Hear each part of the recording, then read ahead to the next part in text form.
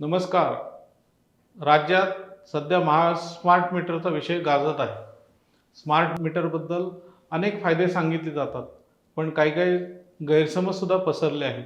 त्याच्यातून स्मार्ट मीटरला विरोध करण्याचे काही किरकोळ प्रकारही घडत आहेत.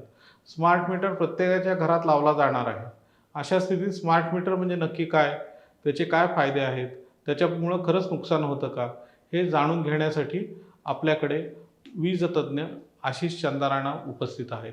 आशिष चंदाराणा यांनी महाराष्ट्र विद्युत नियामक आयोग या राज्यातल्या वीजविषयक सर्वोच्च संस्थेमध्ये 7 वर्ष ग्राहकांचा प्रतिनिधी म्हणून ग्राहकांची बाजू मांडलेली आहे. वीज कायद्याचे ते तज्ज्ञ आहेत, ग्राहकांच्या हक्कांचे जाणकार आहेत, सातत्यानं ग्राहकांची बाजू मांडत असतात. याखेरीज MSEB होल्डिंग कंपनीमध्ये स्वतंत्र संचालक म्हणून त्यांची नियुक्ती करण्यात आली आहे. तेथेही ते सातत्यानं ग्राहकांची बाजू मांडत असतात. आज आपण त्यांच्याकडून जाणून घेऊया स्मार्ट मीटर म्हणजे नक्की काय आहे आणि त्याचा ग्राहकांसाठी किती महत्त्व आहे. अशी जी स्मार्ट मीटर म्हणजे नक्की काय असतं? हे बघा, स्मार्ट मीटर आणि साधा मीटर याच्यातला एक आपण फरक जर सांगायचा जर झाला तर साध्या मीटरचं रीडिंग घेण्यासाठी दर महिन्याला मीटर रीडरला, मीटर वाचकाला ग्राहकाच्या दारापर्यंत जाऊन त्याचं रीडिंग घ्यायचं असतं आणि मग ते रीडिंग महावितरणपर्यंत पोहोचवायचं असतं आणि मग महावितरणचे अधिकारी त्याला कम्प्युटराईज करून ग्राहकांची बिलं जनरेट करतात. परंतु स्मार्ट मीटरमधून ही सगळी प्रक्रिया करायची गरज नाही आहे. स्मार्ट मीटर एकदा बसवलं की त्या ग्राहकाचा नियमित विजेचा वापर हा त्याच्या मीटरमधून नियमित कालावधीमध्ये महावितरणच्या सर्व्हरला ट्रान्सफर होणार आहे. ग्राहकाचा विजेचा वापर कसा आहे ते ट्रान्सफर होणार आहे आणि त्याचं रीडिंग अद्ययावत सिस्टीममध्ये होत जाणार आहे आणि त्यामुळे ग्राहकाच्या विजेच्या देयकाच्या ज्या तक्रारी चुकीच्या रीडिंगमुळे किंवा अनियमित रीडिंगमुळे उद्भवत होत्या त्या सगळ्या तक्रारीला त्याचा अंत होणार असून ग्राहकाला अचूक देयक या माध्यमातून निर्गमित होणार आहे.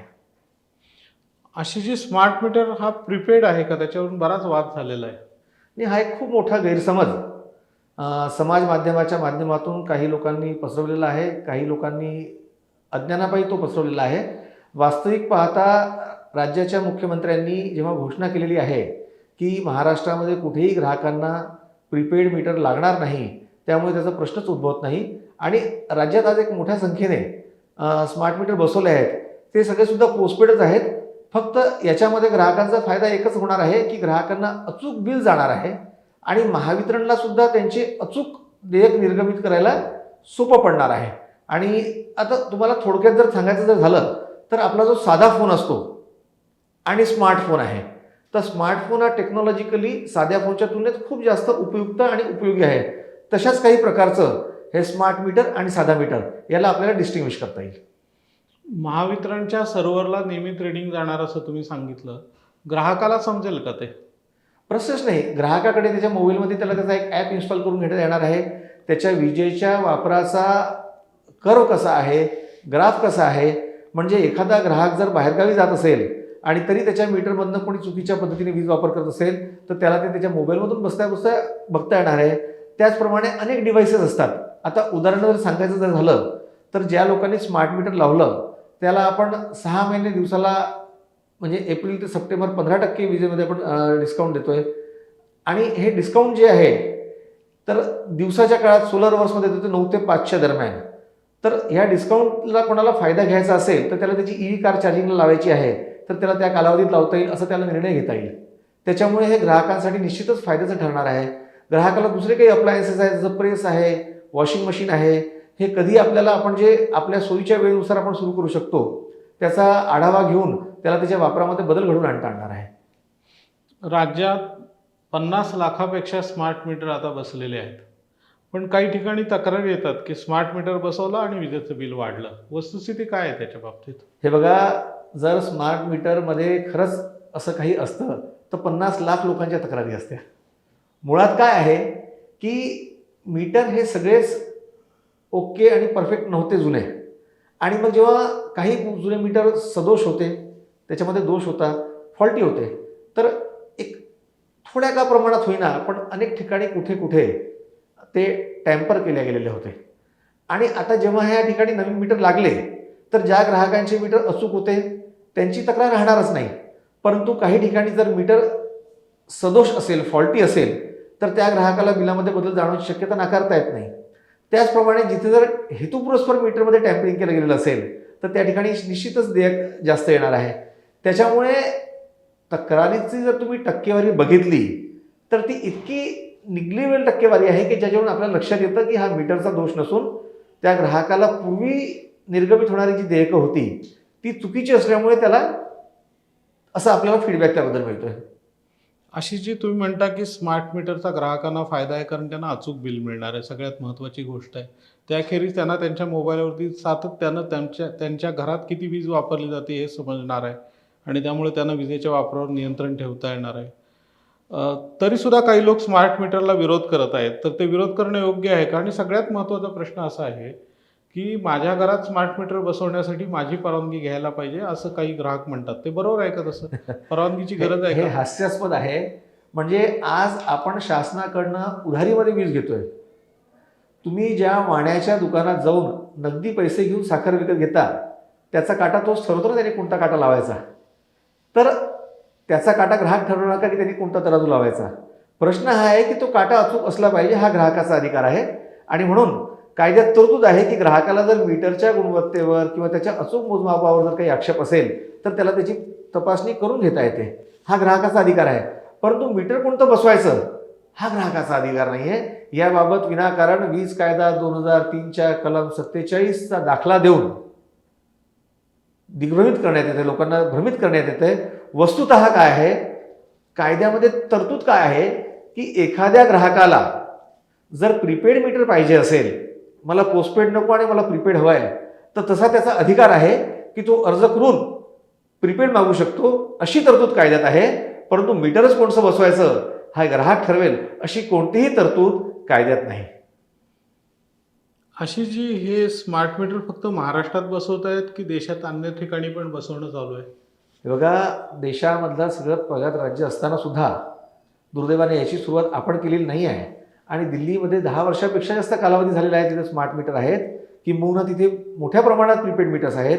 बिहार, आसाम, छत्तीसगड राज्ये जे प्रगतीच्या दृष्टीने महाराष्ट्राच्या तुलनेत फार मागे आहेत, अशा राज्याने सुद्धा या प्रणालीचा स्वीकारलेला आहे.